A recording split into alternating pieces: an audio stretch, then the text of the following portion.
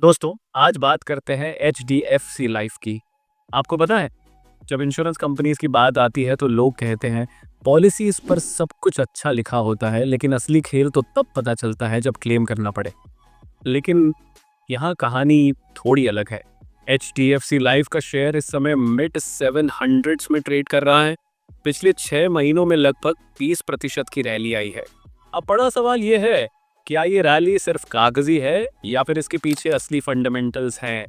नमस्कार दोस्तों, आप देख रहे हैं स्टॉक सेंस। ये हमारा नया चैनल है। यहाँ आपको मिलेगा स्टॉक मार्केट का सबसे सही और दमदार एनालिसिस। कंपनी का background: HDFC life insurance Bharat की सबसे बड़ी प्राइवेट लाइफ इंश्योरेंस कंपनी है। कंपनी 2000 में बनी थी और ये एचडीएफसी लिमिटेड और BRDN PLC का जॉइंट वेंचर है। इन्वेस्टर्स इसे क्यों ट्रैक करते हैं?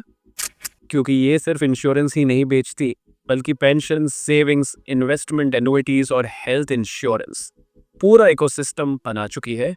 FY23 में कंपनी का प्रीमियम कलेक्शन करीब 60,50,033 करोड़ रुपए था। ये साल दर साल लगभग 25% की ग्रोथ दिखाता है। एसेट्स अंडर मैनेजमेंट 2,38,782 करोड़ रुपए के आसपास रहे। ये नंबर्स कोई एक्सीडेंट नहीं है, इसके पीछे कंसिस्टेंट स्ट्रैटेजी है। Q1 FY26 results. अब आते हैं असली परफॉर्मेंस पर। Q1 FY26 में HDFC लाइफ ने नेट प्रॉफिट 546 करोड़ रुपए रिपोर्ट किया। ये पिछले साल की तुलना में लगभग 14% की ग्रोथ है। एनुअलाइज्ड प्रीमियम इक्विवेलेंट यानी APE 12% बढ़कर 3,225 करोड़ रुपए हो गया। वैल्यू ऑफ न्यू बिजनेस यानी VNB 13% बढ़कर 809 करोड़ रुपए पहुंच गया। VNB मार्जिन 25.1% रहा, जो पिछले साल के मुकाबले थोड़ा बेहतर है। मार्केट शेयर भी बढ़ा है। ओवरऑल मार्केट शेयर 12.1% और प्राइवेट सेक्टर मार्केट शेयर 17.5% रहा। रिन्यूअल प्रीमियम 19% बढ़कर 7,603 करोड़ रुपए तक पहुंच गया। Stock price action: HDFC life का शेयर आजकल 750 से 760 रुपए के बीच ट्रेड कर रहा है। पिछले 6 महीनों में करीब 22% की रैली दिख चुकी है। लेकिन शॉर्ट टर्म में वॉलेटिलिटी भी नजर आ रही है। इसका 52 वीक हाई 820 रुपए और लो 584 रुपए था। मार्केट कैप 1,63,676 करोड़ रुपए के आसपास है, लेकिन प्राइस टू अर्निंग्स रेशियो 80 से ऊपर है। इसका मतलब स्टॉक वैल्यूएशंस पर महंगा दिख रहा है। Government policy update. अब आती है सबसे बड़ी खबर। सरकार ने इंश्योरेंस सेक्टर के लिए गेम चेंजिंग फैसला किया है। GST काउंसिल ने डिसाइड किया है कि लाइफ और हेल्थ इंश्योरेंस पॉलिसीज पर से GST हटा दिया जाएगा।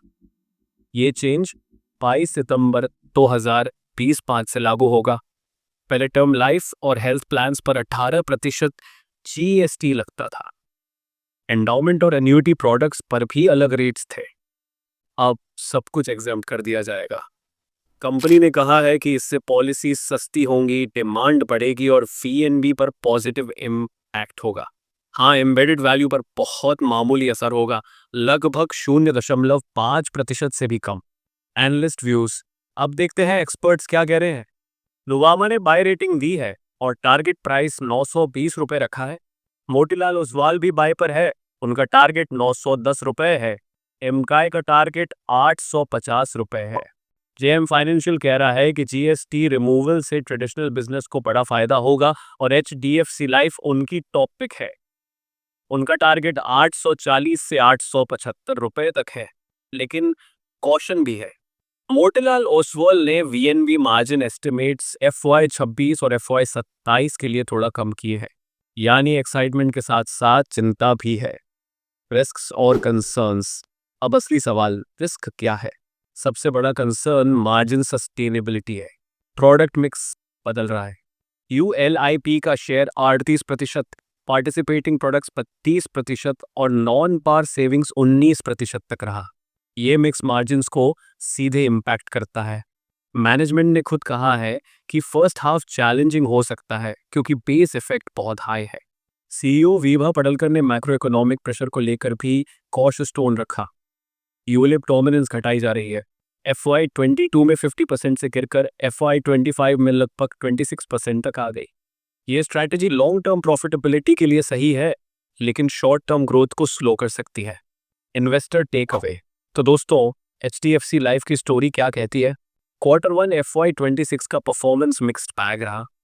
पॉजिटिव साइड पर एपी और मार्केट शेयर पड़ा है।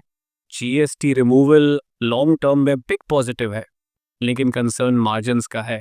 वैल्यूएशंस भी काफ़ी हाई है। प्राइस टू अर्निंग्स 87 के आसपास है।